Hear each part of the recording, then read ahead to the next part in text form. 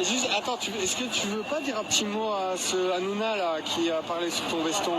Non, du mépris de classe, ça pue. Bon, peut-être que c'est du mépris de classe, mais en réalité, il me semble que c'est autre chose. Ouais. C'est le fait que lorsque l'on n'a pas d'argument, lorsque comment dirais-je, nous n'avons rien en notre disposition pour justifier une posture politique inique, eh bien la seule chose qu'il nous reste, c'est d'attaquer une personne de manière ad hominem, c'est-à-dire sur son corps, son physique, sa veste ou je ne sais quoi. Non mais ce que je veux dire par là, c'est que si tu veux, ce mec-là, il sait pertinemment qu'il est dans le tort, qu'il est dans l'injustice, que c'est un malfrat, que c'est un malhonnête, qui ne pense qu'à se remplir les poches. Et donc face à quelqu'un qui essaie de mettre cela en exergue, sa seule réaction, c'est de l'attaquer, non pas sur ses arguments politiques, mais sur son apparence ou ce qu'il porte. Donc moi je trouve que c'est assez révélateur de son piètre niveau intellectuel, moral, philosophique et politique. Donc écoute, ça ne m'atteint pas, absolument pas. Moi je suis très fier d'être là, de défendre mes idées. Leur plateau puait tellement la merde que dès que j'ai pu le quitter, je l'ai quitté. Parce que rester 5 minutes avec ces gens-là, c'est tellement écœurant que ça donne la nausée. Et donc j'ai été ravi de partir dès que j'en ai pu. Ils m'ont proposé d'y revenir. Je n'y reviendrai pas. Voilà, moi j'ai fait passer le message, j'espère qu'il est passé.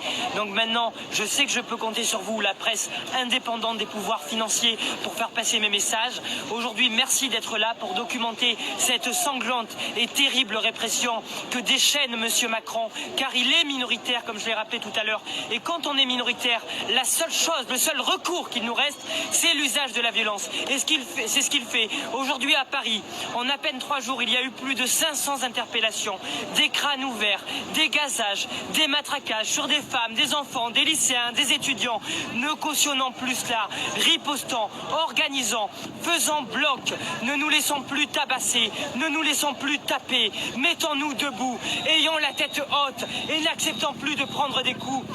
N'acceptons plus de cautionner l'injustice, ne restons pas silencieux dans ce pays, car il n'est pas normal que 300 000 personnes soient à la rue, alors que les richesses ne cessent d'exploser. Il n'est pas normal que 8 millions de personnes aient recours à la banque alimentaire, alors qu'il n'y a jamais eu autant de milliards dans ce pays. Il n'est pas normal que des gens qui ne connaissent pas nos réalités veulent nous imposer de travailler 2 ans de plus, alors que mon oncle, mon grand-père, ma grand-mère, à 50 ans, ils avaient déjà le corps usé, le corps cassé. Alors ces gens, parce qu'ils portent une cravate, qu'ils ne croient pas qu'ils aient la légitimité d'imposer à nos parents de travailler jusqu'à 64 ans.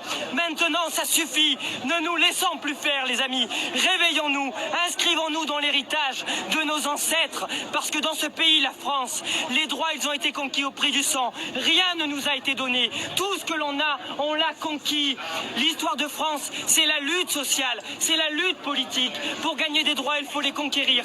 Donc aujourd'hui, face à ce pouvoir barbare, face à ce pouvoir sanglant qui ne sait qu'utiliser la violence, la répression, réagissons les amis, mobilisez-vous massivement, car si on ne se mobilise pas urgemment, nous ne pourrons plus dans ce pays fouler la rue pour exercer notre droit de manifester. Comment se fait-il encore que tout à l'heure, à 2 rues d'ici, 50 personnes ont été interpellées simultanément pour avoir commis le simple crime de s'être indigné, de s'être mobilisé. Ne cautionnons plus cela. J'ai 18 ans, je suis étudiant et je ne peux pas accepter que dans mon pays, la France, le dit pays des droits de l'homme, on viole nos droits gravement, on se fasse ouvrir le crâne, on se fasse éborgner, comme ça a été le cas pendant le mouvement des Gilets jaunes. 30 éborgnés. Ne cautionnons plus cela. Mobilisons-nous. Rendez-vous demain, après-demain, dans toutes les rues du pays, devant les mairies, les préfectures, près des lieux de pouvoir, montrant que les seuls qui sont légitimes pour écrire l'histoire de France, c'est le peuple, c'est les gens qui travaillent dur, c'est les gens qui font tenir debout ce pays, les femmes de chambre, les éboueurs sur qui ils viennent taper en ce moment, qu'ils viennent réquisitionner, alors que le droit de grève est un droit fondamental.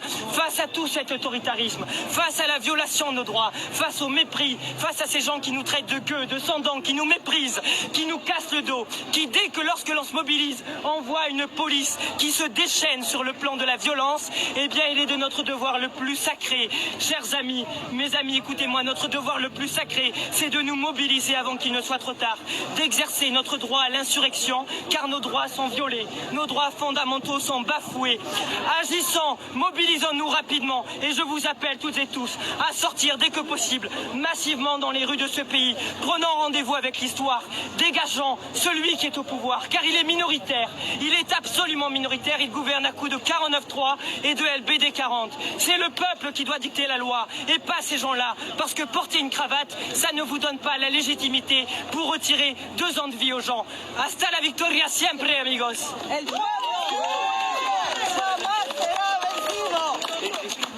Waouh. Quand des gens...